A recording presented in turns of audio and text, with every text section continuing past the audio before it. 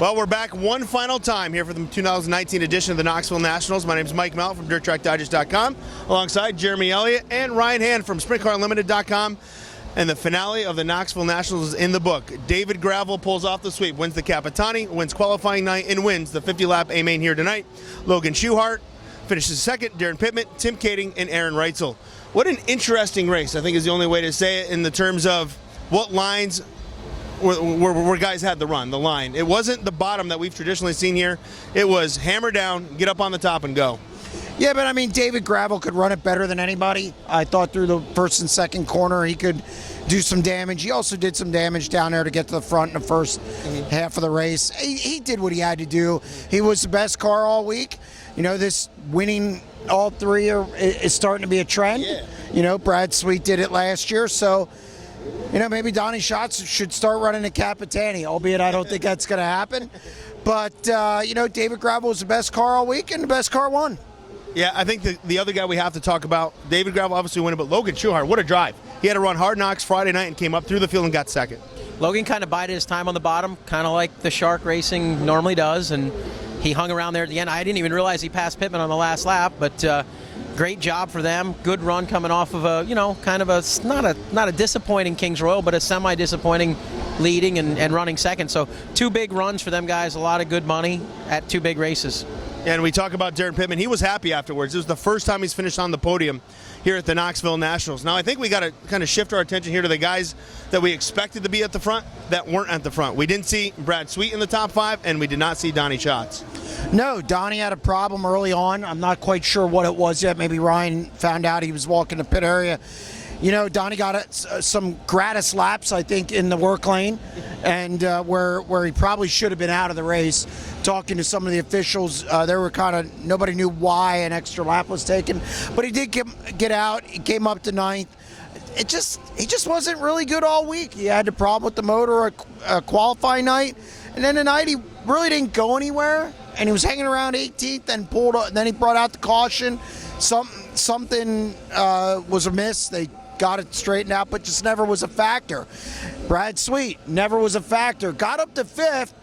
Fourth, actually, was battling with Tim Kading. Then, boy, some tense moments because Tim shut the door on him once. There was contact over in turn two. I don't know how Brad Sweet saved it. Sparks are shooting out of the car.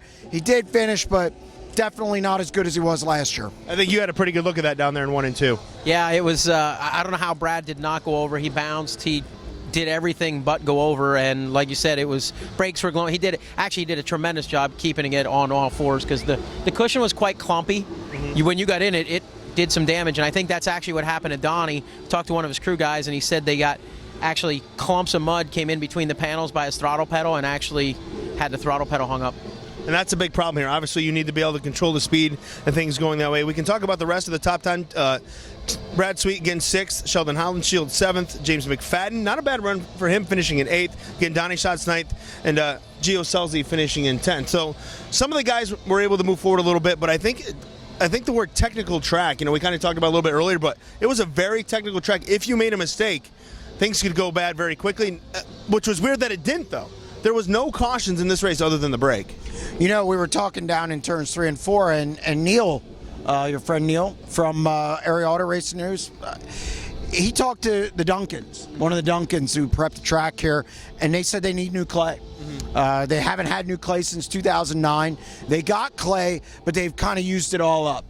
And maybe that the weather, the bad weather they had in the offseason, I mean, it was snow here until seemed like May, even though it wasn't, but it was late in the season. It got a ton of snow, a lot of rain, and no clay. I think that maybe that played a role this week. This was definitely the least amount of what I would say back and forth at Knoxville that I've seen in a while. I'm not saying it was bad, because when you have a guy like Logan Schuchart come from 22nd to 2nd, it's not terrible. Right. Donnie was at the back, came up to 9th. I mean, there was passing. I'm not saying that, but it was very technical, and I thought you really had to be careful with where you picked to run.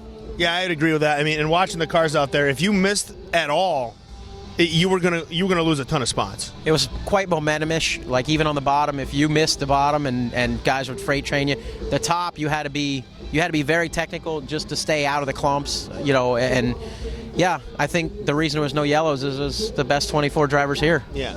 And they did a great job. Without a doubt, and I think the only scare David Gravel had all night, there was some hairy moments in traffic, and he talked about a little bit in the press conference. He had some guy sideways in front of him.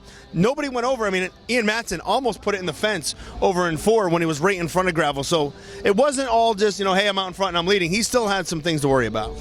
Yeah, I mean, look, and let's face it, 2 years ago he was leading this race, albeit in the first half.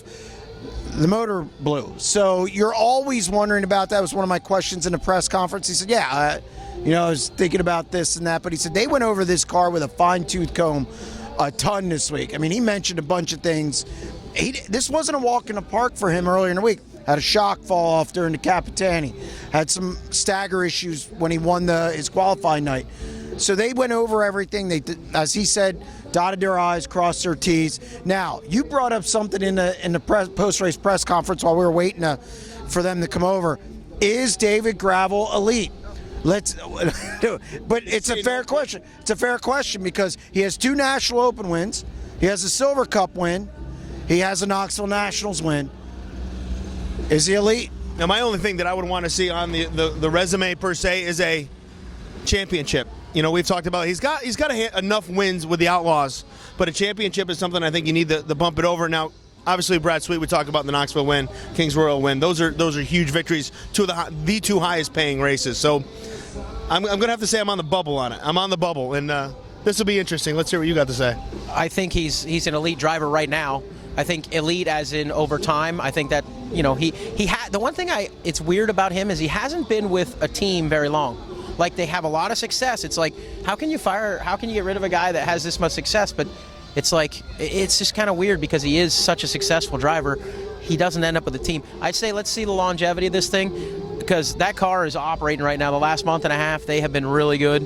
It's usually always good here. The one thing I was really impressed with David, I was scared of how he would manage the race if he was the fastest car, but I thought he did an awesome job managing the race. The Friday night or his qualifying night, he kind of got a little rambunctious maybe in lap traffic and almost gave up the lead, but tonight there was no such thing. Yeah, he just went out and got it done. Well, I'm going to answer the elite question because I got nothing right this week. Like with betting or with Ryan. Did you have Gravel? Of course you did. I had a bad week. But I about 5-6 years ago I said David Gravel's going to be really good. And he is really good. To me he's elite because he's in his 20s. Look at what he's won already. Oh, by the way, Donnie Scott's 40s. He's in his early 40s. Yeah, Brad Sweet, he's not very old, but David Gravel is beating guys now in their prime. I think David Gravel's now elite. Look at the big races he's won. He's won a bunch of. He had 18 wins in a World of Outlaws season with CJB. Championships they're a different story. Yes, they're consistency, but if we're going to do that, then there's a lot of guys who aren't elite. So I'm okay with that. I'm okay with that, but I think David Gravel, like Ryan said, I think he's elite. He's got, I would think, a little bit more work to do, but I'll favor more towards being elite than per se not elite. But I'm sure this is a conversation we're probably going to continue to have if that team keeps rolling like they've been rolling. Yeah, I mean, I was blown away by the car all weekend, just how good they were. I think the elite thing comes to, like, winning championships. It's not just the driver that wins a championship. It's the whole team. You can't have failures. You can't have inconsistencies on tracks that maybe aren't your favorites or you're good at. You've got to overcome that stuff and get top fives out of stuff that really isn't, in your favor. So the elite championship stuff, that goes a longer way than just the driver. Yeah, I'd agree with that. I mean, and obviously top flight team right now for him. They're clicking, things are going well, and you got to assume the confidence level and all the good stuff that comes from this week will carry on as this outlaw season now carries on here in a couple days. Well, now that Knoxville's in the books, where do we go from here? I mean, does David Gravel continue this kind of surge that he has right now? Okay, we got a points battle that we haven't been talking about for over a week. Well, for a week. Money here. Well, yeah, because with Brad Sweet and Donnie Schatz, I'm not about to say Donnie Schatz is not going to win that title, or that Brad Sweet is. I think it's an interesting thing to watch. Darren Pittman, he is not. He won at Oski this week, but before he hasn't won an outlaw race since February. Okay, is this a kind of week that he can use to springboard to more wins toward the end of the season? So, Logan Schuchart. Okay, what happens next? Gravel and Schuchart got to back this up. Don't fall off. Donnie Schatz wins the Knoxville Nationals.